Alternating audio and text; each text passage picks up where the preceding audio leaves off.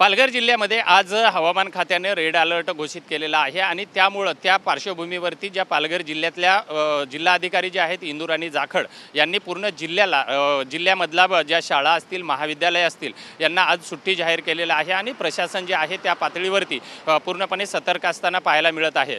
मागच्या 2 दिवसापासून जो अतिमुसळधार आणि मुसळधार पडणाऱ्या पावसामुळे जिल्ह्यामधल्या ज्या सर्व नद्या नाले जे आहेत हे तुडुंब भरून वाहत असताना आपल्याला पाहायला मिळत आहेत।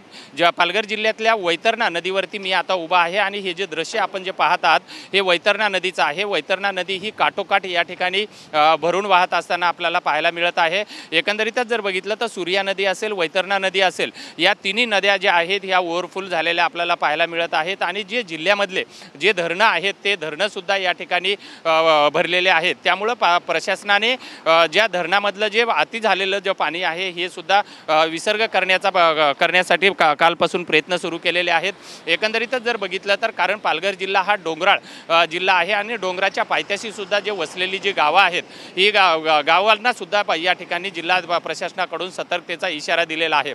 आज पहाटेपासून पावसाने विश्रांती घेतलेली आहे, मात्र सध्या पाऊस जरी नसला तरीही नदी नाले मात्र पूर्ण तुडुंब भरून वाहत आहेत। आभाळ हे पूर्णपणे भरलं असल्यामुळं दुपारच्या वेळेमध्ये मात्र पाऊस जोरात पडण्याची शक्यता सुद्धा वर्तवली जात आहे। व्हिडिओ जर्नलिस्ट संतोष कदमसह विजय गायकवाड, TV9 मराठी, पालघर।